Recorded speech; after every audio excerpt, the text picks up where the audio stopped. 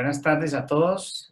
Bienvenidos al conversatorio que vamos a hacer en el marco del Congreso Colombiano de Hemodinamia.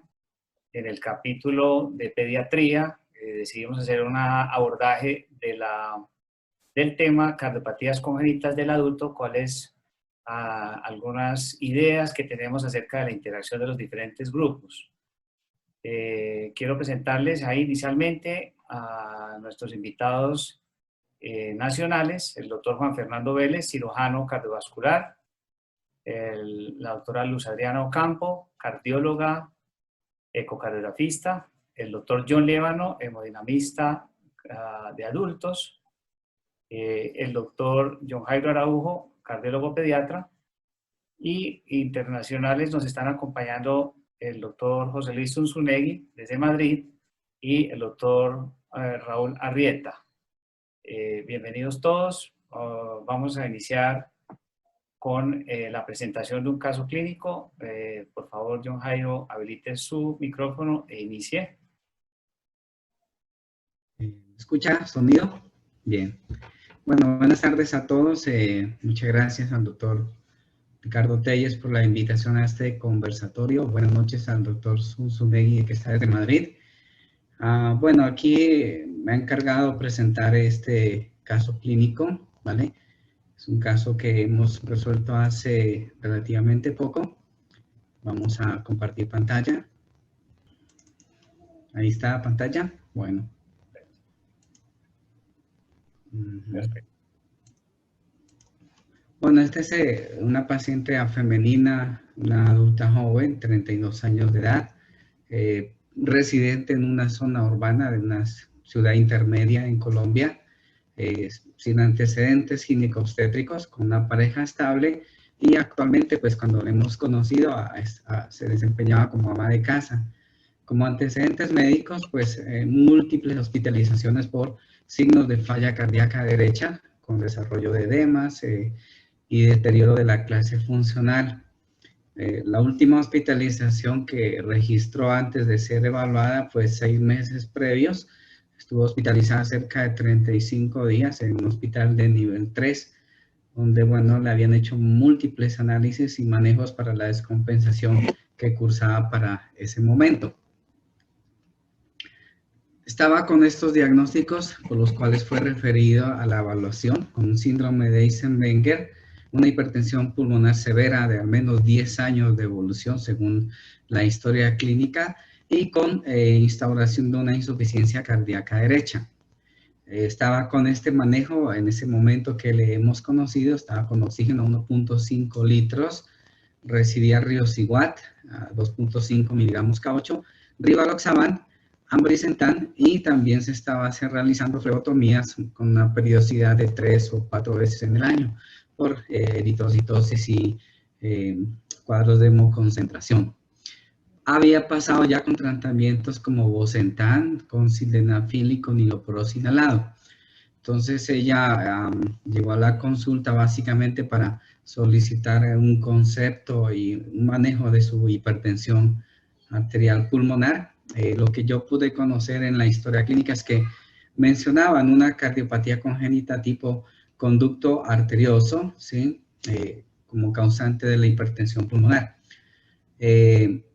Ese fue el motivo de envío para la evaluación. A la exploración física, estos son los datos que se encontraron cuando se fue evaluada.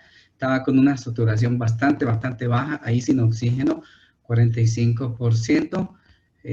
Tenemos el peso, la talla, y pues aparte de la cianosis central ya manifestaba esos estigmas de hipoxia crónica. En la exploración física se encontraba un soplo en la región external izquierda, un S2 que se veía como un poco velado, tenía algo de hepatomegalia y edema hasta los tobillos en los miembros inferiores. En ese momento, pues las ayudas que tuvimos a la mano fue esta radiografía de tórax, donde llama la atención pues que no se ve una cardiomegalia mayor como era de esperar. Sí es llamativo que se ve el hemitórax o los campos pulmonares con un flujo pulmonar más bien un poco reducido, ¿sí? No se ve tampoco signos de congestión No veo el crecimiento del tronco de la pulmonar como habitualmente se ve en las hipertensiones causadas por cardiopatías congénitas no reparadas. Y bueno, el paso siguiente fue hacer un ecocardiograma que de entrada, pues sí, la vena cava inferior se veía dilatada, como ven aquí. Identificamos un foramen oval.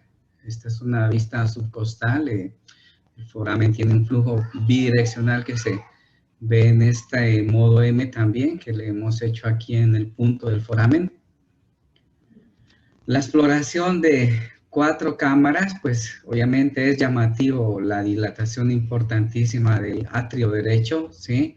Con un ventrículo derecho con signos de enfermedad crónica, un remodelado de muchos tiempos de evolución, un remodelado un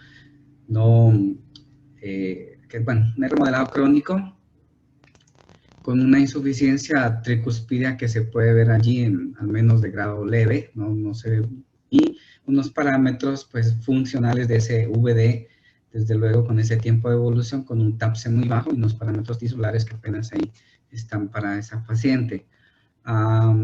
Explorando las vistas paraesternales longitudinales, pues importantísimo la hipertrofia del ventrículo derecho asociado también a derrame pericárdico que estaba cursando en ese momento. Pues quienes manejan hipertensión pulmonar conocen que cuando evaluamos pacientes con hipertensión arterial pulmonar y vemos estos signos de remodelado del ventrículo derecho, movimiento paradójico y presencia de derrame, pues indican que es una enfermedad bastante avanzada, ¿no? Que eso es lo que se pensó en estos momentos que estamos evaluando, el derrame pericárdico importante, la pérdida de excentricidad del ventrículo izquierdo como signos de el aumento de presiones en las cavidades derechas. Los análisis Doppler que se hicieron aquí, esta es una vista apical modificada del ventrículo derecho, donde se ve bastante hipertrófica, trabéculas bastante gruesas, el atrio derecho también dilatado, y aquí pues estamos buscando la formación aquí en el infundíbulo de lesiones obstructivas o defectos congénitos, que lo vemos totalmente limpio, pero empezamos a ver aquí una arteria pulmonar que se ve más bien pequeña, ¿vale? No se ve dilatada. Entonces, desde ahí mis sospechas de que, bueno, ante un ductus arterioso, aunque se suelen ver troncos pulmonares a veces casi normales, pero para estar 10 años de evolución así, las cosas como que no estaban cuadrando en su punto. Además, empezamos ya a ver la válvula pulmonar. La IT, medida que daba este aporte de gradiente, hay una alineación muy cercana aquí a los 0 grados, alrededor de los 170 milímetros de mercurio, ¿sí? Le hicimos varias medidas y todas superaban los 150 milímetros de mercurio. El paso siguiente, pues evaluamos la válvula pulmonar. La válvula pulmonar empezamos a ver que se ve unos velos gruesos, se ven fusionados y un flujo de aceleración que nos genera a través de la misma con un grado de IP que más bien es leve. Hay un poco alineación sobre esta zona, despejando un poco más hacia el tronco pulmonar, efectivamente un jet que sale de aceleración generado a nivel de la válvula. El infundíbulo hemos explorado y no hemos encontrado obstrucciones a ese nivel. Lógicamente, pues la obstrucción causada en la válvula con unos gradientes picos tomados justo aquí en el punto de los velos, que llegaba a 167 milímetros de mercurio. En esa misma proyección, ¿vale? Tomamos el jet de la IP, que es leve, con una telediastólica, una diastólica de la arteria pulmonar totalmente normal, ¿sí? Entonces, pues en ese momento las cosas cuadraron del estado clínico de la paciente. En realidad, pues no tiene hipertensión arterial pulmonar. No tengo aquí completa la imagen, pero bueno, en este caso, lo único que logramos identificar en el arco aórtico fue la ampolla del conducto arterioso, que se veía abierta, pero no se veía flujo. No había flujo a nivel de las ramas pulmonares que nos dieran la pauta de que fuese una persistencia de conducto arterioso. Esta paciente pues de inmediatamente se canalizó al servicio de cardiopatías congénitas para hacer el estudio hemodinámico y trabajar sobre esa válvula pulmonar obstruida. Las arterias pulmonares, si no encontramos lesiones, creo que el doctor Telles mostrará las imágenes de cateterismo. Efectivamente, el doctor Araujo comentó ese paciente con el servicio de hemodinamia y nosotros pues ya teníamos claro cuál era el objetivo del plan de trabajo, ya él aclarado que se trataba de una lesión obstructiva. Entramos a valorarla, hemodinámicamente encontramos una paciente bajo sedación consciente, le hicimos un registro de presiones que mostraba un incremento severo de la presión del ventrículo derecho, que oscilaba más o menos en 92 milímetros de mercurio, con una fin de diástole de 17. Tenía la arteria pulmonar una presión de 14/7 con media de 10, lo que le daba un gradiente transvalvular pulmonar severo, alrededor de unos 68 milímetros de mercurio aproximadamente. Y pues le hicimos las siguientes angiografías que ustedes van a ver ahí. Inicialmente se le hizo una cabografía, pues nos llamaba la atención inicialmente el flujo pulmonar no se veía muy completo. Ustedes ven la severidad del desplazamiento en sentido posterior del ventrículo, del septo interventricular. El ventrículo izquierdo tenía una presión en su momento de 110 con una disfunción diastólica también calculada, registrada en 17 milímetros de mercurio. Y esa es la imagen de la arteriografía pulmonar. En realidad se hizo casi en el tracto de salida para mirar con detalle el anillo pulmonar engrosado, una limitación severa en la movilidad, con una apertura en domo, una raíz pulmonar de buen tamaño, algo de dilatación postestenótica del tronco pulmonar y la válvula que tiene una dinámica anormal, completamente anormal por su baja apertura. Se hizo inicialmente entonces el sobrepaso de una guía, se hizo la técnica usual pues del abordaje para hacer una valvulotomía pulmonar y se llevó un balón de 18 milímetros, con lo cual hicimos una apertura mesurada. Teníamos algún temor por el hecho de que a veces esos pacientes con sobrecarga crónica de volumen, de presión tan elevada, podían hacer eventualmente fenómenos de repercusión y edema pulmonar posterior a una valvulotomía, y por esa razón se hizo un procedimiento relativamente mesurado. Ustedes ven también el aspecto tan anormal del ventrículo derecho, hipertrabeculado, el contraste se quedó represado en el interior del ventrículo derecho, y esa fue la ventriculografía final. Hay también un compromiso infundibular importante, y hizo algo de respuesta infundibular. Este fue un segundo estudio que se le realizó. No sé si John Jairo va a comentar algo entre el primero y el segundo estudio, o de una vez comentó John.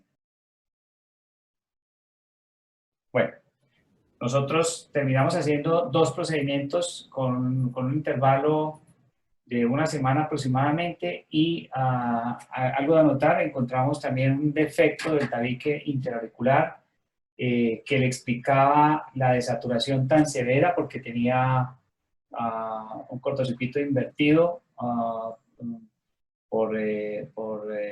por la misma disfunción ventricular derecha y ese aumento de la presión telediastólica del ventrículo derecho que le generaba ese cortocircuito invertido. Bueno, ese fue, digamos, el resultado final. Se disminuyó el gradiente, se logró disminuir el gradiente hasta un gradiente inicialmente de 42 milímetros de mercurio, y en el segundo tiempo se terminó por completar la disminución del gradiente hasta un gradiente por debajo de 30 milímetros de mercurio. En el segundo procedimiento se le ocluyó el defecto del tabique interauricular por un dispositivo oclusor de vaga medical. Bueno, le voy a dar paso a Juan Pablo Rosso, que no los había presentado Juan Pablo Rosso y Luz Elena Veláez, nuestros compañeros hemodinamistas pediatras encargados también de la organización del evento, van a servir de moderadores y hacerles algunas preguntas. Por favor, Juan Pablo, voy a dejar de compartir la pantalla.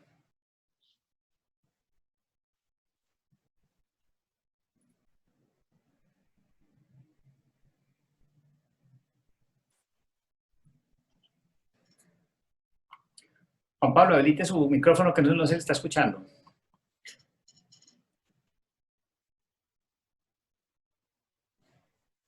Gracias, buenas tardes. La pregunta en este momento quisiera orientarla hacia el doctor Araujo para que nos hablara un poco de la evaluación posterior del paciente, qué medicamentos utilizaron después para el manejo de esa falla derecha, cuál ha sido la evolución, cómo estuvo el tema del componente arrítmico y ese tipo de cosas. John Jairo. Vale, bueno, esta paciente pues lo teníamos claro que pues no cursaba con hipertensión arterial pulmonar como se había diagnosticado previamente. Entonces, por lo tanto, ningún medicamento vasodilatador estaba justificado utilizarlo. Por lo tanto, todos fueron retirados. Esta enferma no había hecho arritmias ventriculares o supraventriculares a pesar de tener esa dilatación de cavidades. Sí que había hecho un leve aumento del automatismo supraventricular en estudio Holter. El estudio eléctrico no lo tengo aquí, pero bueno, es obvio que mostraba una hipertrofia importante de las cavidades derechas con sobrecarga sistólica. Después de hacer la valvuloplastía pulmonar, esta enferma pues mejoró la saturación de estar saturando 45 con lo que ingresó, subió casi a 80, no llegó a los 90 que estábamos esperando por el fenómeno hemodinámico que explicó el doctor Telles. La evaluación ecocardiográfica secuente la mostraré enseguida. El gradiente que inicialmente había estado en más de 150 nos bajó a casi 100. Y eso fue efectivamente planeado así. Ya explicó el doctor Ricardo Telles que estos enfermos que han llevado mucho tiempo con esas válvulas obstruidas, al devolverles el flujo pulsátil, muchos desarrollan edema pulmonar en esa circulación que jamás había recibido edema, flujo pulsátil, y entonces teníamos ese miedo de que nos cayera pues muy enfermas pues en un edema pulmonar. Así que la apertura de la válvula fue gradual, ¿sí? Él hizo una primera dilatación con la cual la paciente mejoró, pero persistía con los signos de insaturación y esto permitió que nos mejorara un poquito. Las presiones arteriales sistémicas siempre estuvieron en el límite. Por lo tanto, utilizamos sí beta bloqueador, pero le hemos podido colocar baja dosis porque nos presentaba pues bajada de la presión arterial e incremento en la sintomatología. Y esto pues habitualmente también está en relación al bajo gasto del ventrículo derecho que tampoco permite pues un buen retorno. Este es el ecocardiograma posterior a la primer valvuloplastía. Como comentamos, esta paciente mejoró inmediatamente la saturación como era de esperar, pero no llegaba a ser por encima del 90%. Todavía se veía con cianosis y con necesidad de oxígeno y todavía se veía enferma. Se ve aquí la dilatación hipertrofia con el grado de insuficiencia de la válvula tricúspide, que se nota que pudo bajar un grado, un poco bajo de grado como estaba en la previa ecocardiograma, ¿sí? Sin embargo, pues hay que ver que es un ventrículo derecho disfuncional, así que obviamente el grado de IT tampoco se correlaciona muchas veces con la verdadera presión intraventricular. Aún así, logrando esta alineación en este 4 cámaras un poquito inclinado, pero es evidente que el grado de IT no llega a ser ni siquiera 50 milímetros de mercurio. Es decir, que estábamos en por encima de 150 y con eso se redujo notoriamente el gradiente. Otra imagen más en esta modificada de eje corto del VD y lo mismo, ni siquiera llegamos a los 4 metros. Sobre la válvula pulmonar, lo que también teníamos es que estos pacientes con esas válvulas rígidas, calcificadas, al abrirlas, pues llegamos a un grado de insuficiencia pulmonar que a veces puede ser masivo y que puede acabar de empeorar estos corazones que ya están disfuncionales, ¿sí? El grado de IP más bien era poca cosa, como se puede ver en esta imagen aquí, un jet central que no llegaba sino al tracto de salida del VD. Y explorando como en tal la válvula, vemos que los velos ya muestran un área de apertura mucho mejor que la primera, la inicial. Unos velos rígidos que se los abren y se quedan, como diría yo, mudos, es decir, que se quedan como especie de tenting, que no van ni para atrás ni para adelante, nada más que funcionan con el flujo y el trabajo del VD. Por lo tanto, seguía todavía con signos de insaturación. El gradiente había bajado por ecodoppler, estábamos en 169, 67, ahora estábamos casi en 108. Y con esto se pasó a una segunda valvuloplastía que, como comentó el doctor Ricardo Telles. Yo le he seguido telefónicamente, o he estado alerta de cómo ha ido esta paciente. Ella ya está en su ciudad, pues esta es la cara de ella ya sin maquillaje. Ella era morado los labios y este es el color rosado que ya expresó pues una vez devolverle el flujo pulmonar y la oxigenación. De clase 4, anátomo funcional 4D, la hemos pasado a una clase 3C, ¿sí? Porque todavía hay signos de restricción en la válvula que, según los últimos ecocardiogramas que le han hecho en su sitio de origen, se ha cuantificado en 58. Lógicamente desapareció la insuficiencia cardíaca derecha, los índices eritrocitarios se normalizaron, el plan, y así quiere lo comentar el doctor Ricardo Telles, pero bueno, esta enferma todavía falta un poco más de trabajar en esa válvula, que ya veremos cuál es el plan para ella. Y esto es lo que les podemos comentar en lo que ha evolucionado hasta el momento. Sí. John, muchísimas gracias. Yo tengo una pregunta para el doctor Raúl Arrieta. Pues yo veo aquí tiempo perdido para la paciente. Me parece que hay un tema de diagnóstico diferencial y de estudio. Hay un déficit atrás bien importante. ¿Y qué tan frecuente es que un paciente sea llevado a terapia vasodilatadora, incluso terapia triconjugada, sin un estudio hemodinámico previo en tu país? Bueno, es que acá yo creo que hay, como nos pasa a nosotros, a lo mejor la realidad de América Latina es diferente, ¿no?, a la realidad de otros países. Y aquí en Brasil, por ser un país continental, nos ha tocado ver de todo. Y desde el Amazonas hasta Porto Alegre hay un montón de cosas que pueden pasar. Aquí se cae siempre en la secuencia de errores que no solo son errores de médicos o medicina, sino errores del sistema. Y muchas veces esas secuencias de errores terminan costándole al paciente un tratamiento adecuado. Y bueno, gracias a Dios se pudo resolver, otras veces no se puede resolver porque el paciente queda con un diagnóstico errado y no se desvía, no se corta ese fenómeno dominó, ¿no? En este caso, lamentablemente, se alinearon todos los agujeros del queso suizo y hicieron que la paciente fuera tratada como una hipertensión pulmonar. Que para nosotros que hacemos cardiología pediátrica, muchas veces uno lo piensa como un absurdo, pero si la paciente vive en el interior del país o en algún otro lugar donde no haya un cardiólogo, donde no haya un pediatra, que no lo hubo, donde no se pueda ocultar, o después el médico que lo vio siguió la misma línea de error sin interrogarse, eso puede pasar. Entonces yo lo primero, creo que menos mal que alguien la vio y estuvo pensar un poco afuera de la casa, ¿no? Ya se veía que la radiografía no era una radiografía de una hipertensión pulmonar de forma alguna. Entonces ya tuvo la suerte de que algún experto lo haya visto y haya tenido su diagnóstico. En relación a la medicación para la hipertensión pulmonar, aquí en Brasil tenemos dos sistemas de salud. Uno que es el sistema público de salud, que normalmente tiene casi el 80%, todo el mundo tiene acceso, pero quien lo utiliza es más o menos el 80% de la población. Y después tenemos el sistema privado de salud, que son las obras sociales o los prepagos, que el 20% tiene acceso nada más. En el sistema único de salud, para prescribir cualquier medicación antihipertensiva es necesario realizar un cateterismo derecho. Es obligatorio, porque el que lo fornece es el gobierno y es de forma gratuita.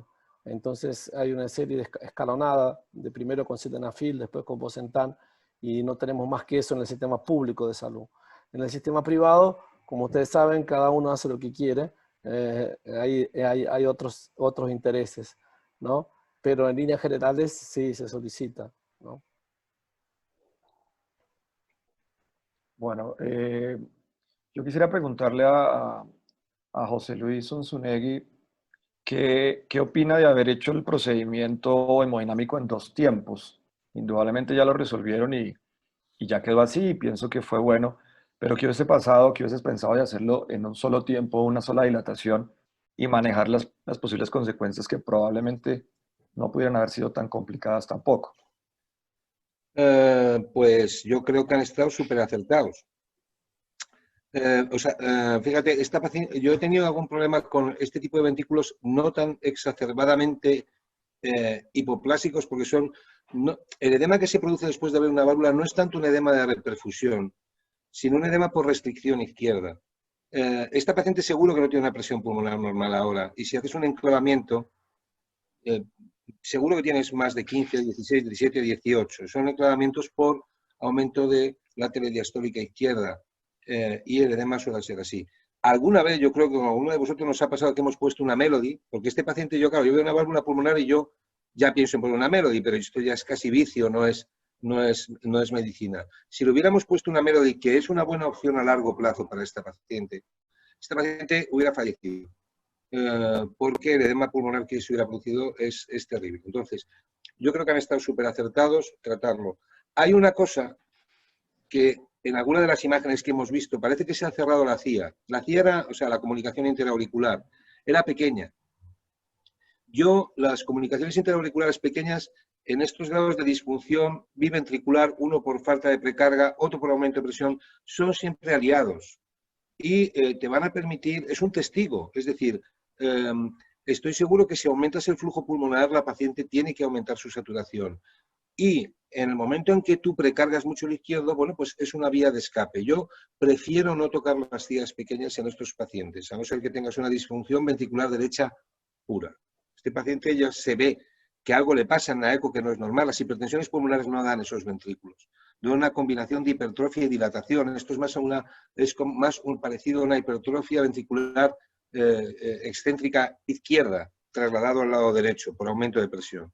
Entonces yo creo que han hecho muy bien, han sido muy prudentes, no hay nada más que ver el color de la paciente y la evolución. Creo que hay que seguir trabajando en la válvula.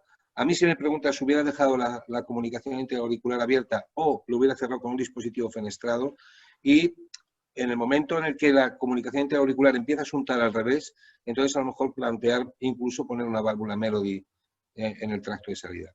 Las insuficiencias pulmonares en estos pacientes, cuando haces una valvuloplastia más severa, casi nunca son severas las insuficiencias pulmonares, porque la telediastólica del ventrículo derecho te sujeta la insuficiencia pulmonar.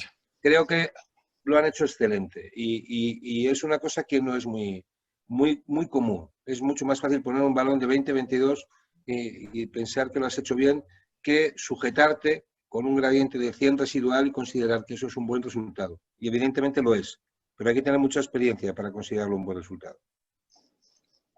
Muy bien. Para John Liévano. John, ¿qué tan frecuentemente te has enfrentado a situaciones como esta? Yo siempre he pensado que un paciente cianótico y adulto es como una cajita de Pandora, y me imagino que has tenido casos en tu experiencia, en lo que pides precateterismo, qué tan riguroso te has vuelto, porque este es un hecho de nuestro país, que no es el único caso que te seguirá presentando. De acuerdo, Luz Elena. Bueno, digamos un caso como el que han presentado, nunca lo he tenido, pues he tenido estenosis pulmonares más tranquilas, entre comillas. No sé si sea la experiencia del doctor Zunzunegui y de Raúl en Brasil. Ya vemos muchos menos estenosis pulmonares en la edad adulta, porque en la medida en que ustedes, los pediatras, y creo que el sistema de salud mal o bien ha funcionado en algo en Colombia, ya estos niños se diagnostican mucho más tempranamente. Sí comparto la idea de que desafortunadamente sí vemos mucho paciente que nos remiten para cateterización derecha con diagnóstico de hipertensión pulmonar ya en tratamiento y sin nunca haber hecho un cateterismo derecho. Entonces, creo que la labor que sí tenemos que hacer es evidentemente hacer todos los pasos diagnósticos antes de someter a los pacientes ahora ya a triple terapia en muchos casos, que es como la indicación. Yo creo, Luz, que eso es como lo que hoy estamos viendo, muchos menos casos de estenosis pulmonar ya en el adulto, pero sí un aumento masivo de cateterización derecha con diagnóstico de hipertensión pulmonar en estudio y un porcentaje significativo no tienen hipertensión pulmonar. Yo hago una pregunta para Luz Adriana. Luz Adriana pertenece a un grupo aquí en Medellín, un grupo que interactúa cardiólogo pediatra, cardiólogo de adultos y está muy en relación con cirugía y con hemodinamia. Este paciente, ¿cómo hubiera sido el abordaje o cómo hubiera sido la mecánica de ustedes allá en CardioVit? Que le llega el paciente, lo ve o llega por cualquiera de las rutas y cuál es el plan de trabajo con él. Bueno, doctor, o sea, nosotros, como bien lo decía, nosotros todo es como un equipo pues articulado de manejo para todos los pacientes adultos con cardiopatía congénita. Esa paciente que llega a nosotros, como les llegó a ustedes, con un diagnóstico de hipertensión pulmonar, con vasodilatadores pulmonares, que uno ve que no va bien, que piensa en cambiar la terapia, lo primero que hubiéramos hecho, obviamente, una nueva ecocardiografía, que cuando son pacientes en quienes se sospecha que hay una cardiopatía congénita de base, la hace cardiología pediátrica, pues 2 de nuestros ecocardiografistas pediátricos básicamente, ¿cierto? La hago yo muchas veces con ellos, siempre pues como conjuntamente, porque nosotros tenemos muy definidos pues qué pacientes van a ser los ecocardiografistas de adultos y quiénes van a ser adultos, pero evaluados por ecocardiografista pediátrico. Entonces siempre empezamos nuevamente por la ecocardiografía y el paciente que realmente sí tiene una hipertensión pulmonar y que nosotros estamos planteando cambiar la terapia o incluso pues en los que vemos ahí pues que les vamos a iniciar tratamiento, siempre se cateteriza.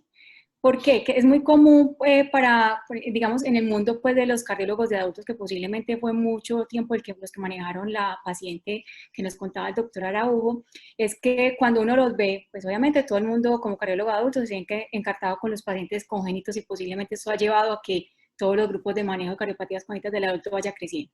Y otra cosa es que los estudios se hacen por ecocardiografistas de adultos, y yo pues que soy ecocardiografista y que tuve la formación de ecocardiografía, la válvula pulmonar para nosotros es olvidada. O sea, uno mira la válvula pulmonar a la carrerita, y de hecho muchas veces en los pacientes pues es diferente a lo que ustedes pueden ver en cardiología pediátrica, pues las ventanas no son tan buenas y la valoración de la válvula pulmonar no siempre es tan fácil.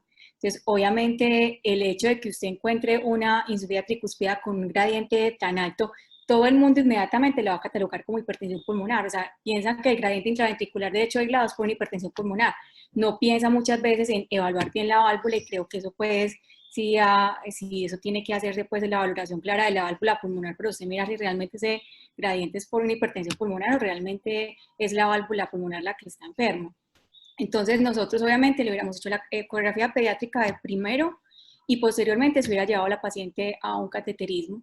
Lo que mencionaba el doctor Zunzunegui, nosotros también somos como muy cautos al momento de cerrar comunicaciones interauriculares o forámenes en los pacientes que tienen disfunción ventricular derecha, porque nos ha pasado de pacientes que se han intervenido en la clínica o en otra institución que le cierran como ese mecanismo de desfogue y el paciente hace una falla derecha terrible, pues, y más de lo que nos mostraba el doctor Araujo, que tenía un TAPSE disminuido, una onda S por Doppler tisular bajitos. Entonces generalmente uno sí espera un poquito más y de acuerdo a la evolución pues define si lo cierra o no. En eso sí somos como un poquito más cautos, pero indiscutiblemente hubiéramos replanteado ecocardiografía pediátrica y cateterismo primero. Bueno, yo en mi defensa quiero dar un concepto, porque tienen razón, esa decisión de cerrarle el defecto con la idea de mejorar la saturación posiblemente fue una decisión equivocada, pensando más como en mejorar un parámetro oximétrico que eventualmente ir a comprometer la función del ventrículo derecho. Yo aprovecho y le preguntaría al doctor Vélez, al cirujano, usted en el caso de que tuviera un paciente con unas características, pues yo sé que en este caso posiblemente el cirujano no va a estar ahí a la expectativa y va a ser un backup, pero si él hubiera tenido, si esta misma paciente hubiera tenido un componente infundibular severo, una estenosis medio ventricular, o usted hubiera tenido algún tipo de injerencia en el manejo, ¿cuál es su concepto? ¿Usted cómo hace en su centro de trabajo? Está trabajando en localidad en Cali. ¿Usted este tipo de paciente prefiere discutirlo a la luz de una junta médica con cardiólogos, participación de cardiólogos de adultos y cardiólogos de niños? ¿Se siente más cómodo de esa manera? ¿Qué opinión tiene en ese sentido en cuanto a la mecánica de trabajo de ustedes allá en Valle del Lili? Este paciente es evaluado por el cardiólogo pediátrico usualmente, pero tenemos también un cardiólogo ya que se está dedicando a la parte de cardiopatías congénitas del adulto. Las decisiones obviamente tienen que ser en grupo. Estos son casos muy difíciles porque no se comportan igual que las estenosis pulmonares de los niños. Si uno mira este caso, en donde la hipertrofia del ventrículo derecho es severa, en esos casos frecuentemente se ven osteos infundibularis muy fibróticos. Y puede ser el caso de este paciente, que como ustedes ven, le hacen unas dilataciones exitosas a nivel valvular, digamos desde el punto de vista de lograr un flujo anterogrado que le permite una buena saturación, pero persiste un gradiente todavía cerca de los 60 milímetros, lo cual está implicando que si vamos a mirar al paciente a largo plazo, este no es un tratamiento exitoso. Es un tratamiento bueno desde el punto de vista sintomático actualmente, pero probablemente no va a ser exitoso a largo plazo y no se va a lograr lo que se debe tratar, que es mejorar el pronóstico de ese ventrículo. Un ventrículo con 60 de gradiente es un ventrículo con una estenosis severa. Entonces, digamos, en este caso nosotros haríamos una evaluación de pronto un poquito ya después de las dilataciones, obviamente, porque esto lo primero que hay que intentar es una dilatación percutánea. De pronto analizar cómo está ese tracto de salida hoy en día. De pronto una resonancia nos puede mostrar mejor todavía cómo está esa parte, o una evaluación ecocardiográfica nueva que nos pueda indicar cómo se está comportando ese tracto de salida, porque de hecho no es bueno. Entonces, nosotros lo llevaríamos a junta, diría yo, en un segundo momento después de las dilataciones, y se podría de pronto presentar este tipo de propuesta.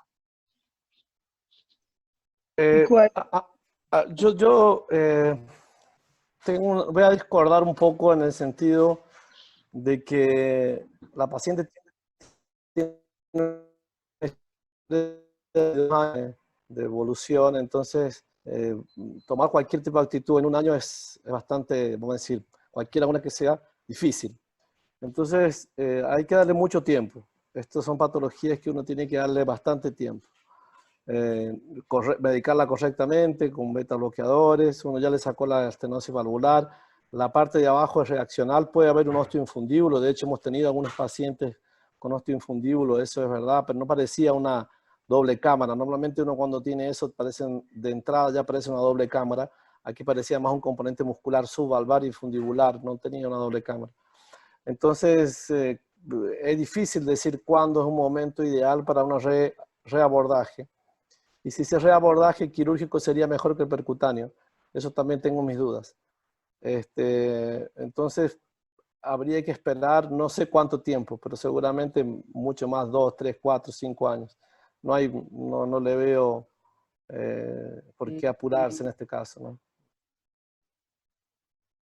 Luz Adriana, te pregunto algo. Desde el punto de vista de rehabilitación cardiovascular, ese tipo de paciente, ¿tú tendrías algún concepto de llevarlo, de pedir una evaluación, de valorar su clase funcional de alguna manera para tratar de rehabilitarlo, mejorar por lo menos su clase funcional, que John Jairo nos estaba contando que a pesar de que mejoró, sigue estando muy comprometida?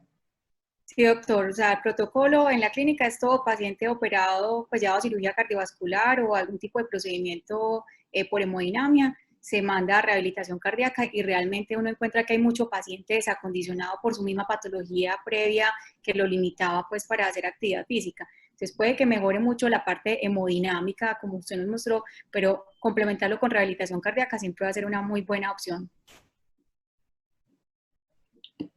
Tengo una pregunta, no sé si para Manuel, Ricardo o para John, con respecto al manejo médico. Claro, digamos, cuando uno tiene severa disfunción ventricular izquierda, hay todo lo que, una batería para este manejo. Ahorita está con betabloqueador, pero la pregunta es, ¿será que esta paciente se beneficia en espera de este largo plazo que está hablando el doctor Arrieta, de probablemente darle, no sé, inhibidor de la enzima convertidora o un bloqueador del receptor, o de pronto incluso hay pequeños trabajos ya con sacubitrilo en disfunción ventricular derecha? ¿Qué opinión les merece a ustedes eso? Bueno, ninguna en particular. Yo no tengo ninguna experiencia y veo con este caso, me parece que es ilustrativo de cómo debe uno interactuar con los cardiólogos de adultos, cómo más allá de la técnica de la valvuloplastia, que la dominamos los dos grupos, existe un concepto más global de interacción y me parece que, digamos, aprendo mucho de esto. La situación en muchas ocasiones, perdóneme que me va por las ramas, ahora si quiere John Jairo comenta específicamente sobre ese manejo, es que este tipo de pacientes en las instituciones ojalá fuera cateterizado por dos personas, por un cardiólogo de adultos y un cardiólogo de niños que puedan solventar una eventualidad intraoperatoria y que además de eso, entre dos cabezas piensen en ese tipo de conceptos que estamos discutiendo ahorita justamente sobre la disfunción diastólica, sobre el plan a largo plazo, en qué momento debemos detenernos y solicitar más bien evaluación por otros métodos. John Jairo, no sé usted qué opina sobre lo que está preguntando el doctor Líbano del tratamiento a largo plazo. Bueno, ese es un buen punto de reflexión porque la mayoría de los tratamientos médicos, tanto para falla izquierda y falla derecha de los adultos, son extrapolados de la cardiopatía no congénita, es decir, de cardiopatías isquémicas o estructurales que no hacen parte de la cardiopatía congénita. Hay muchos estudios que se empiezan a practicar en los corazones congénitos y se ha demostrado que aquellos medicamentos que se utilizan en la cardiopatía no congénita incluso pueden ser perjudiciales para los corazones congénitos, ¿sí? El hecho del sacubitril valsartán, he leído 2 estudios al menos donde se ha estado utilizando en la insuficiencia cardíaca izquierda de cardiopatía congénita, incluso ya se están haciendo series con pacientes pediátricos, pero los resultados han sido ambiguos. Ahora la Sociedad Internacional de Cardiopatías Congénitas del Adulto está haciendo un estudio con mayor número para ver y avalar este tipo de tratamientos. Los beta bloqueadores de tipo nebivolol o atenolol o este serie, algunos sí que se han probado útiles en la insuficiencia cardíaca izquierda o derecha, pero todo esto ha sido hasta el momento extrapolado. La gran limitación de los manejos aplicados al adulto con cardiopatía congénita es que es muy difícil hacer los ensayos clínicos terapéuticos en este grupo de enfermos. Paradójicamente, lo que he revisado y lo que he visto y que lo han presentado en varios congresos, a pesar de que esta paciente recibía tantos medicamentos para hipertensión pulmonar, pero en falla cardíaca derecha, muchas veces el sildenafil a baja dosis como un efecto lucitrópico ayuda a mejorar la función del ventrículo derecho, ¿sí? Los IECAS, la verdad no tengo experiencia en estos. Este paciente era más que todo un componente estructural obstructivo. Del remodelado de la fibra miocárdica se benefician más de beta bloqueadores. Del resto son puro manejo extrapolado que tenemos. Refuerzo también lo que dice el doctor Ricardo Telles, que estos pacientes deberían ser cateterizados por 2 especialistas, ¿sí? Cada vez que yo solicito un estudio lo hago muy explícito con hemodinamista en cardiopatías congénitas. Para mí es independiente si es pediátrico o es adulto, el todo es que tenga el conocimiento y las herramientas en cardiopatías congénitas. He visto cateterismos muy bien hechos de cardiólogos de adultos, pero cuando solicita esta serie de detalles de cálculo de resistencias, de índice de resistencia, se quedan muchas veces cortos en ese análisis. El hemodinamista pediátrico tiene los conocimientos muy claros y nos da la información que queremos.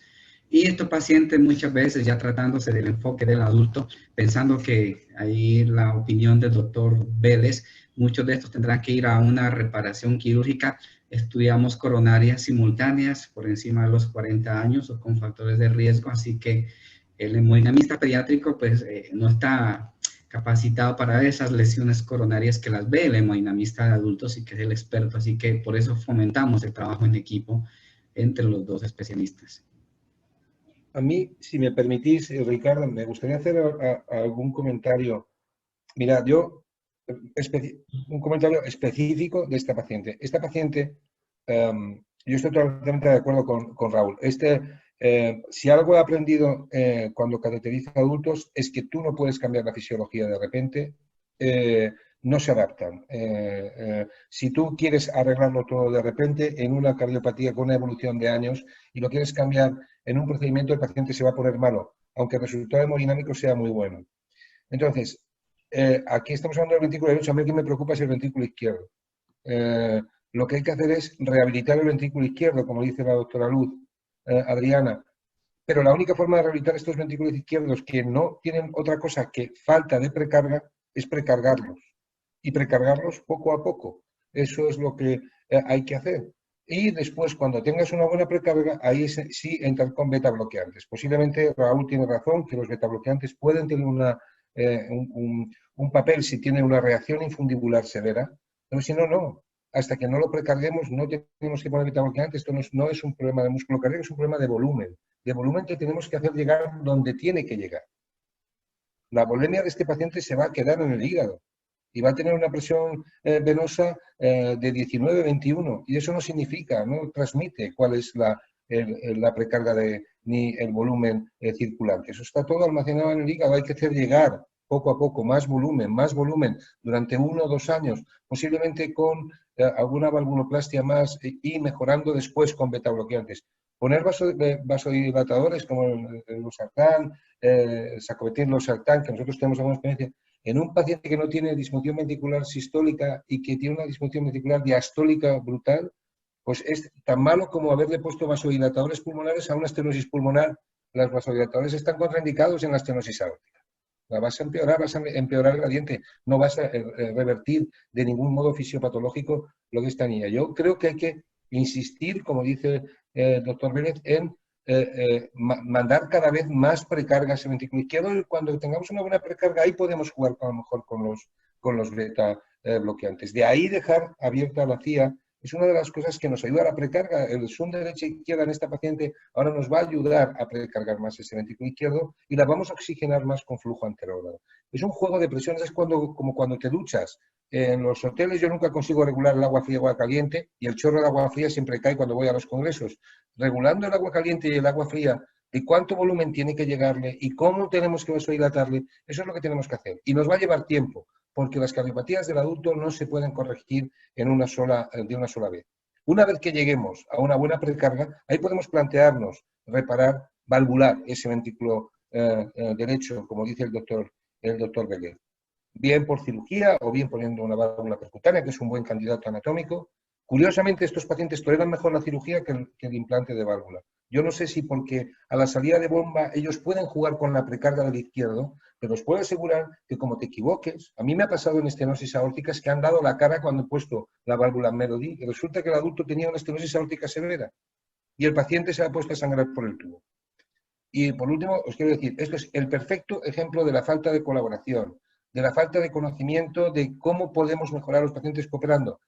Raúl dice que es un país continental y tiene razón, hay actos heroicos. Yo he visto hacer médicos cosas, pero es que no estamos hablando de falta de recursos. Esta paciente se ha llevado una resonancia cardíaca, se ha llevado una lista que habéis puesto ahí en 2 columnas de algunos medicamentos que son difíciles hasta de pronunciar, pero cuyo coste supera, al cabo de 5 años, el implante de 3 o 4 válvulas. Sin embargo, estáis aquí en mi cocina viendo la nevera y viendo pasar a mi mujer cogiendo cervezas. Bueno, pues esto es lo que hay que hacer. Sentarse una mañana delante del ordenador, hablar con un compañero de un centro de referencia, presentarle al paciente como nos habéis hecho a nosotros y decirle qué es lo que tiene que hacer. Y eso no es un problema de recursos, es un problema de voluntad. Y aquí en España, que somos un país de 48 millones de habitantes, que presumíamos hasta el COVID de tener la mejor sanidad del mundo, bueno, pues no es así. Lo que tenemos que tener es una mente abierta, hay que colaborar. Y la colaboración entre adultos y pediatras es absolutamente deficitaria en casi todos los sitios del mundo que yo he visitado. Y hay quejas de los adultos y hay quejas de los congénitos. Y algunas veces la culpa está del lado del pediátrico y otras veces de los adultos. Pero esto es el perfecto ejemplo de lo que no hay que hacer con un paciente. Que es, ¿tienes dudas? Siéntate en el ordenador, tómate una cerveza con un compañero, enséñale la eco, porque estamos en el 2020, un año terrorífico para la pandemia, pero absolutamente bendito para esto que hemos universalizado. O tú, Raúl, sabías lo que era una cuenta premium hace 5 años de Zoom. Yo no lo sabía que era eso. Pues esto es lo que no podemos permitir. Que una paciente con una estenosis pulmonar haga un gasto sanitario tan brutal, encima con mal resultado, y que ahora nos va a llevar muchísimos años recuperar el ventrículo izquierdo y el ventrículo derecho. Esa es mi opinión, y eso es lo que pasa. Y me pasa a mí también. Hay que quitar la pereza, hay que quitar el orgullo y sentarnos delante del ordenador y hacer esto que estamos haciendo, que va a ir a un congreso. Pero esto lo podemos hacer todos los días, un lunes a las 7 de la tarde. Todos estamos dispuestos. Llama a tu centro de referencia, explicas lo que te pasa. Cualquier persona, Luz, tú si ves esta paciente delante de tu ordenador, ya sabes perfectamente que no es una hipertensión pulmonar, o por lo menos algo más lleva. Pero si esta paciente tenía un ductus arterioso, ¿dónde está el ductus arterioso? Nadie se ha preguntado sobre dónde está. Entonces, esto es un pantallazo y tenemos que convencernos que esto es una patología que tenemos que colaborar y que tenemos los medios. Independientemente si uno está en la selva, está en el Madrid más castizo o en París. Y eso es así. Bueno, muy interesante esas apreciaciones totalmente ciertas. Yo pienso que de este caso aprendimos todos, absolutamente. Aquí llegamos todos pensando que es que, hablo a título personal, el experto en congénitas soy yo. Y resulta que no es así. El experto en congénitas en la edad pediátrica, como aclaraba el doctor Vélez, no es lo mismo dilatar a un niño a dilatar a un adulto. Y yo pensaría que para efectos de nuestro sistema de salud, tal vez hay un poco de apatía y en ese sentido yo le voy a echar flores al doctor John Lévano que está ahí mirándome porque trabajé con él un tiempo y sé que él siempre tuvo esa motivación de inicialmente hacer niños, pero él después trasladó ese conocimiento y ese gusto por hacer adultos y es de los pocos hemodinamistas que yo veo que se inquieta por leer, por preguntar, por enterarse, por capacitarse también. Y tal vez de ahí nace el problema. Nosotros a veces veo que si voy a pedirle ayuda a un cardiólogo de adultos intervencionista, posiblemente él me va a decir, usted sabe más que yo de ese tema. Y los vacíos que tenemos los dos posiblemente no van a ser suficientes como para nosotros entrar a afrontar ese tipo de pacientes. Yo quiero, antes de que pasarle un mensaje del doctor Juan Pablo Sandoval, que no nos pudo acompañar, pero nos mandó un mensaje para todos, un saludo también, porque esa era la intención de esta reunión. Quería escuchar un concepto final de todos. Luz Helena, yo sé que tienes un paciente que preparaste, pero ya te damos 40 minutos. Yo creo que no hay tiempo. Entonces, estamos cansados todos. Yo creo que vamos a hacer una corta comentario de cada uno de los invitados, ustedes por favor, y acerca de lo que ustedes considerarían debería ser lo correcto y lo ideal para este tipo de evaluaciones. Y yo finalmente les mando el mensajito del doctor Juan Pablo Sandoval. Entonces, si quiere, le damos la palabra a quién, a mi doctor Vélez. Usted, por favor, díganos qué piensa o qué le gustaría, qué piensa de este tipo de reunión. ¿Le parece que es productivo y podemos hacer algo en nuestros grupos de trabajo? A mí me parecen excelentes, Ricardo. Yo creo que la unión de cardiología y cirugía, que la he vivido prácticamente con todos ustedes, eso no trae sino buenos resultados. La época de esa pelea, que yo soy el que lo trato, pues yo creo que eso se acabó hace rato.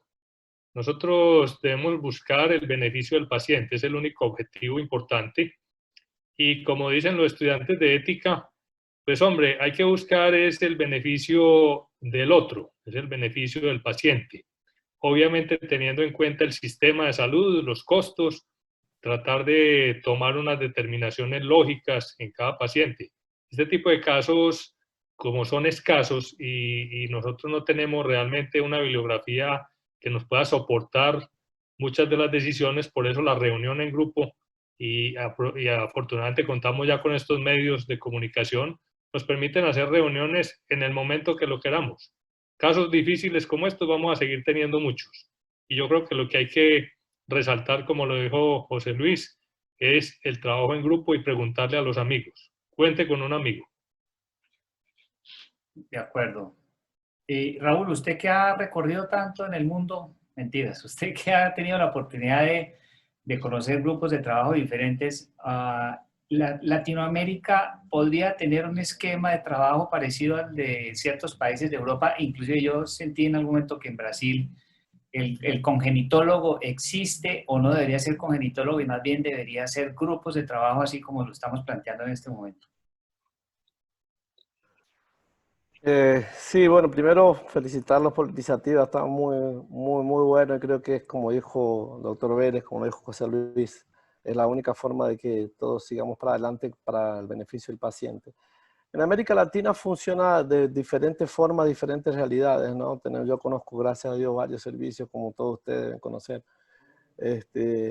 Y yo creo que pasa un poco más por cuestiones de falta de comunicación personal o vanidades o lo que sea, como decía José Luis, o poca cabida para el cardiólogo pediatra también, donde la pediatría, donde ni siquiera en algunos países está establecida nuestra especialidad, cardiología pediátrica, como una especialidad médica, ni tienen carrera universitaria y mucho menos son respetadas por los colegas.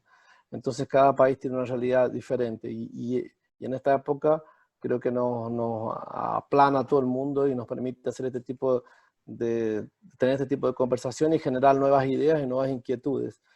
En Brasil es un poco diferente porque aquí los hospitales de cardiología pediátrica están dentro de los hospitales de adultos, aunque parezca eso ir en contra de todo lo que fue. Hoy, como hay muchos adultos, a nosotros nos beneficia de cierta forma en los neonatos también nos cuesta bastante, pero los grandes centros de Brasil están todos en hospitales de adultos, sea el Dante Passanese, donde está Carlos Pedra, en un hospital de adultos, yo estoy en el Lincor, en un hospital de adultos. Hay solamente 3 hospitales en todo Brasil que son hospitales pediátricos que tienen servicio de cardiología pediátrica y cirugía cardíaca como hospital pediátrico. Entonces, nuestra deficiencia por ahí es otra. Nuestra deficiencia es querer llevar el servicio de cardiología pediátrica. O sea que fíjense ustedes cómo es todo bien difícil en todos los lugares. Pero nada imposible y nada se resiste al trabajo. Y yo creo que el trabajo diario, no solo el trabajo asistencial, sino el trabajo que estamos haciendo aquí, tiene su gran peso. Nosotros pediatras somos más asistenciales y no nos gusta meternos mucho en los problemas administrativos o llevar un poco la bandera de las cosas. Creo que es el tiempo que nos toca llevar la bandera y pelearnos con lo que nos tengamos que pelear en el buen sentido en el hospital o administrativo en el gobierno para que nos den bola, para que le den bola a los pacientes. Así que bueno, muchas gracias a todos allí, los felicito nuevamente y para mí es un placer estar de nuevo conectado con ustedes. Yo quisiera preguntarle a John, esto te hace, tú que eres líder de un programa de formación de adultos, esta reunión y este concepto de congénitas del adulto te hace pensar en que los programas en Colombia, tanto de adultos que en este momento son los que cuentan con registro calificado, necesitan hacer una variación y para profundizar y cómo tú ves sobre congénitas, en qué servicios, tú cómo ves ese tema de formación y para que adquieran las competencias. Y esto pues está pasando, pero que cada vez pase menos. Muchas gracias, doctora. Muy bueno el comentario y totalmente de acuerdo, ¿sí? Tiempo atrás recuerdo yo me he formado en México, en el Instituto Ignacio Chávez. En aquella época, cuando yo he hecho cardiología pediátrica, teníamos un adjunto que era el doctor Zamora, que ha fallecido el año pasado. Era el único especialista en cardiopatías congénitas del adulto y nosotros veíamos eso como, bueno, lo veía lejos, ¿sí? Estoy hablando de hace 10 años atrás. Pues para mí estar aprendiendo la cardiología pediátrica no me hacía pensar que habían adultos con transposición, que habían adultos con coartación de aorta, sino enfocado en la parte pediátrica y ese era mi objetivo en ese momento. Pero estando incluso en México empezaba yo a recibir pacientes ya esos que eran como una piedra en el zapato, como los pacientes problemas, los Fontanes de los 20 años, el paciente con la anomalía de Epstein de los 30 años. Entonces, de alguna manera, yo me empecé a hacer fuerte recibiendo esa población que era problema para los demás cardiólogos. ¿Qué sucedió? Que con el tiempo esa población se fue haciendo más frecuente. Cuando una vez he regresado a Colombia, estos pacientes los he visto uno, otro y otro y otro y otro. Es así como yo me he ido introduciendo en las cardiopatías congénitas del adulto, y cuando decidí hacer la formación en Valdebrón, en Barcelona, allá sucede lo contrario. ¿Qué pasó en la formación de mi programa como cardiólogo pediatra? Habitualmente estábamos haciendo nuestra formación, nuestra residencia, y llegaban cardiólogos de adultos a rotar 3 meses en cardiopatías congénitas. Y rotaban por el cunero, como le llaman en México. Ellos cogían los niños escolares, los más grandecitos, y los bebés pequeños, pues obviamente no tenían la semiología para aprender de los niños de la cardiopatía congénita pura. Esa era la formación, y nosotros teníamos una rotación breve en la cardiología del adulto.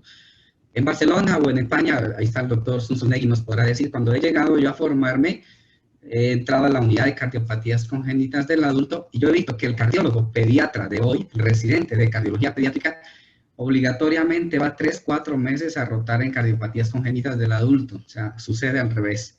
Ya en España, y como todos los países europeos, la población de adultos ha superado a la población pediátrica. Ahora los cardiólogos pediatras están obligados a aprender un poco más de la cardiopatía congénita y no cerrarse en el marco de la cardiopatía solo infantil, donde la vida termina a los 18 y después para allá no es mi paciente. Esto es lo que estamos trabajando en la Sociedad Interamericana y en la Sociedad Internacional del Adulto Congénito. En los países donde todavía existe deficiencia de especialistas, el modelo de atención está que el cardiólogo pediatra está haciendo una extensión de su manejo más allá de los 18 años, y los cardiólogos de adultos están involucrándose en el manejo. Es un modelo de transición dual. Mientras que en Europa en esto ya existen especialistas donde el paciente es trasladado a una unidad de cardiopatías congénitas del adulto. Colombia, al igual que todos los países de América Latina, necesita una reestructuración de sus programas. Inicialmente, las instituciones que tienen más captación de pacientes y que tienen programas activos de cardiología deben enfocar esta población y deben dar el training a los cardiólogos de adultos y los cardiólogos pediatras para manejar, y lo que decimos finalmente, lo que importa aquí es el resultado sobre el paciente. Estoy de acuerdo que necesitamos una reestructuración en este plan de estudio de formación de cardiólogos. Y para John y Ébano, la misma pregunta, John. No, de acuerdo, Luzhelena. Yo creo que coincido con todos. Esto definitivamente creo que es absolutamente necesario unir los esfuerzos de las dos especialidades, no me cabe la menor duda. Algún día comentábamos probablemente un hemodinamista que se forma en adultos no va a aprender o no va a tener todas las competencias para manejar las cardiopatías congénitas rotando 2 o 3 meses por hemodinamia pediátrica, pero se hace fundamental que lo haga para por lo menos entender esto que estamos haciendo, y es que sí, definitivamente al paciente finalmente le va 1000 veces mejor si unimos los conocimientos de las 12 especialidades. Y yo creo que esto que estaba diciendo el doctor José Luis y bueno, y todos, creo que lo que tenemos que forzar el sistema es que, si bien es cierto, es imposible que en cada hospital haya un hemodinamista pediatra y un hemodinamista de adultos, estos escenarios probablemente son los que van a cambiar la forma de abordar los pacientes, y completamente válido, es decir, no sé, 1 a 2 horas a la semana para poder comentar los pacientes entre un grupo interdisciplinario va a ser lo mejor para los pacientes, y las EPS o las aseguradoras se tendrán que dar cuenta que esto los beneficia no solamente al paciente, sino al asegurador, porque son miles de tratamientos y estudios inapropiados que se están haciendo por no tener el conocimiento. Yo de verdad los felicito, porque es un espacio maravilloso, buenísimo, y que yo creo que nos va a repercutir hacia el futuro en muy buenas cosas. De verdad que sí. Muchas gracias. Luz Adriana, ya para que te despidas de nosotros, que nos vayamos despidiendo más bien, perdón, cuéntame, ¿qué creerías tú que podría aportar este tipo de reuniones de pronto como para instaurar esos planes de manejo que ustedes tienen tan maduros ya, interactuando entre varios especialistas? ¿Qué sugerirías que de pronto pudiera ocurrir en otros centros hospitalarios donde todavía se trabaja de manera independiente las especialidades? Pues doctor, pues como antes lo hemos conversado, nosotros pues somos como defensores del trabajo en equipo. Estos pacientes son muy complejos, son pacientes adultos que ya tienen una serie de complicaciones de la vida adulta que el cardiólogo pediatra pues desconoce, y nosotros dentro de la formación de cardiólogos de adultos, al menos en el programa de la Universidad Pontificia Bolivariana aquí en Medellín, cuando yo me formé, el programa, la rotación por cardiología pediátrica era un mes, y un mes donde uno veía como de todo. Entonces realmente pues la formación que yo tuve fue cuando estuve en Toronto, pues cuando hice cardiología como cuando hice ecocardiografía, que fue lo que me permitió aprender un poquitico, porque realmente lo que más me ayudó a aprender con de esos pacientes ha sido pues como los 6 años y medio que llevamos con el programa de cardiopatías congénitas del adulto en Cardiovid, y como bien lo saben pues los que nos han mandado pacientes, todo en la clínica es manejo por el grupo, o sea, todo para manejo, tratamiento médico complejo es discusión con los neumólogos junto con cardiología pediátrica. Todo el paciente que va para algún tipo de intervencionismo siempre se discute con cirugía cardiovascular de congénitos y con hemodinamista. Nosotros también intervienen tanto el hemodinamista de adultos como el pediátrico. Casi todo lo que es complejo lo hace el hemodinamista pediátrico, y cuando es pertinente entra el de adultos a acompañarlo. Y somos como defensores del trabajo en equipo. Nosotros acá estamos pues tenemos como una red junto con San Vicente, con la Clínica de las Américas, que son los que nos derivan como la mayoría de los pacientes. Como nosotros somos una clínica cardiovascular que no tenemos apoyo de obstetricia, pues obstetricia como tal, entonces San Vicente es el que más el grupo de cardiobstetricia ya son como los que más nos ayudan.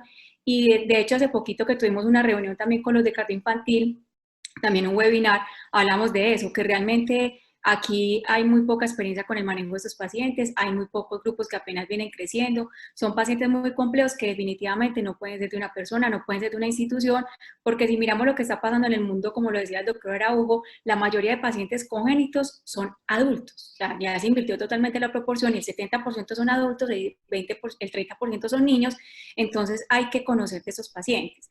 Y yo pienso que el trabajo en equipo es claro, o sea, tanto entre todas las instituciones, pienso que este grupo, este tipo de reuniones donde uno puede discutir con los interesados en el tema de diferentes instituciones, de diferentes ciudades, pues como lo decía el doctor ahorita, la parte de la pandemia nos trajo muchas cosas buenas, y entre esas es esta parte de la virtualidad que nos permite relacionarnos de una manera pues mucho más simple con otras instituciones, con otras ciudades, otros países, y yo pienso que definitivamente esto hay que seguirlo fortaleciendo. Aquí en Colombia pues se creó el capítulo de cardiopatías congénitas del adulto con el ingreso del doctor Araujo, y pienso que eso ha venido como creciendo un poquito, pero también digamos que ha sido algo muy pasivo. Se ha quedado más como en ser el grupo y no como en interactuar, programar ese tipo de reuniones, discutir conjuntamente pacientes. Sí se discute uno que otro paciente, pero a través de los chats de WhatsApp, que a veces eso pues no queda como en nada. Pero pienso que sí se debería como formalizar un poquito más este tipo de interrelaciones que realmente nos van a favorecer a todos y sobre todo a lo que nos interesa para todos, que es el paciente.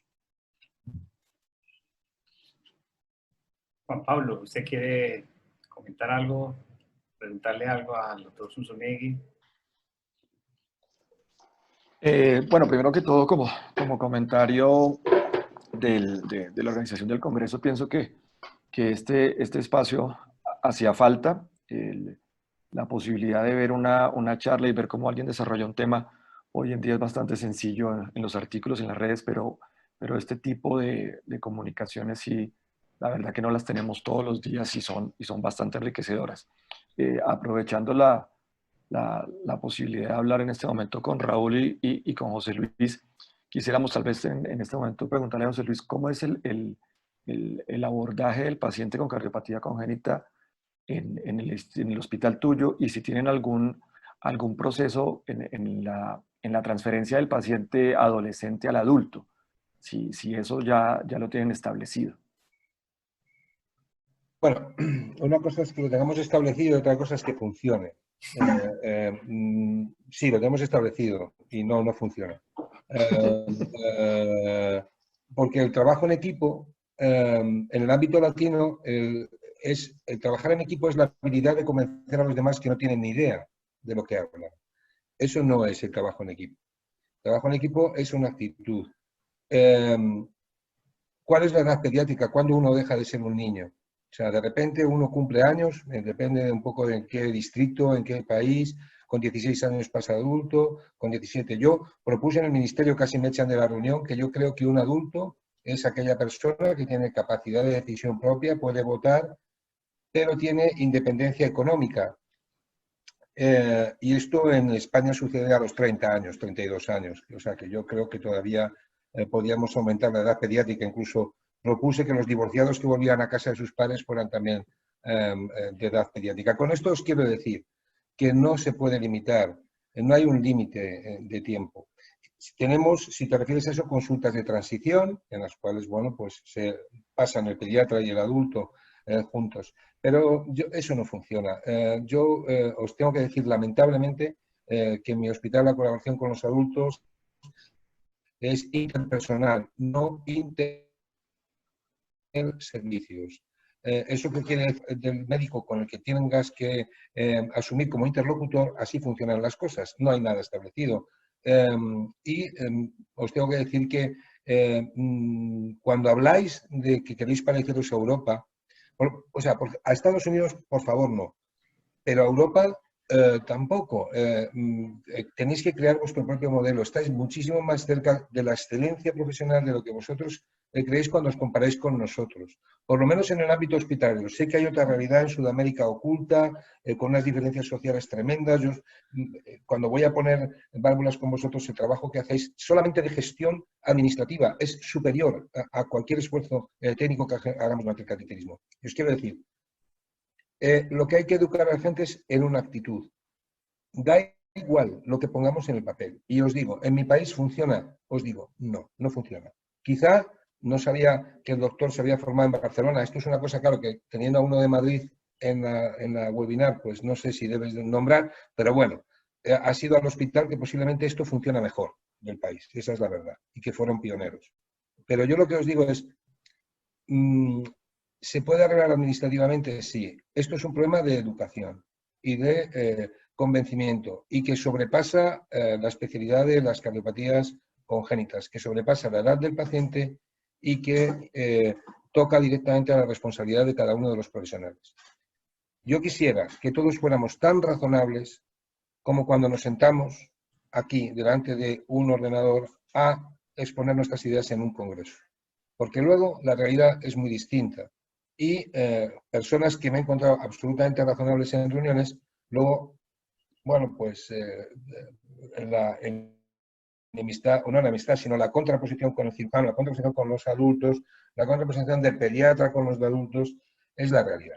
Entonces, vamos a trabajar en eso, vamos a trabajar así. ¿Esta reunión es excelente? Sí. Es más excelente si se hace un lunes por la tarde, formando parte de nuestra rutina, más que en un congreso. Y esto lo tenemos que repetir, y es un problema de educación. Y hay que quitar los egos, hay que quitar el protagonismo y hay que dárselo a quien realmente lo tiene, el paciente. Y el paciente no es el paciente contra un médico, no, el paciente contra un equipo.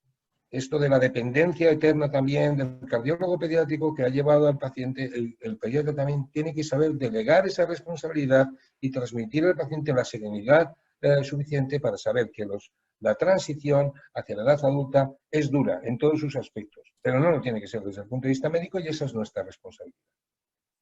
Bueno, muchas gracias. Yo voy a pasar el mensaje que les mandó Juan Pablo, que desafortunadamente no nos acompañó, pero sabemos de sus bondades, cómo nos ha apoyado siempre también, como Raúl y como José Luis. Ahí les dejo para que lo escuchen y ya pasamos a despedirnos. ¿Cómo están? Los saludo a Juan Pablo Sandoval desde México, del Instituto Nacional de Cardiología Ignacio Chávez. Para mí, como siempre, un honor y muy agradecido con la invitación de participar en la expedición del Congreso del Colegio Colombiano de Hemodinamia.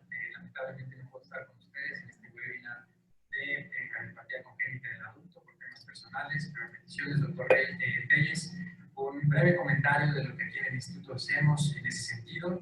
Creo que somos afortunados al ser uno de los pocos centros que tienen la capacidad de ver a los pacientes llegar desde una etapa infantil y verlos crecer y madurar hasta la etapa adulta y seguirlos vigilando a lo largo del tiempo, no solo ya desde un punto de vista cardiovascular, sino de todo lo demás que complementa con el paso del tiempo.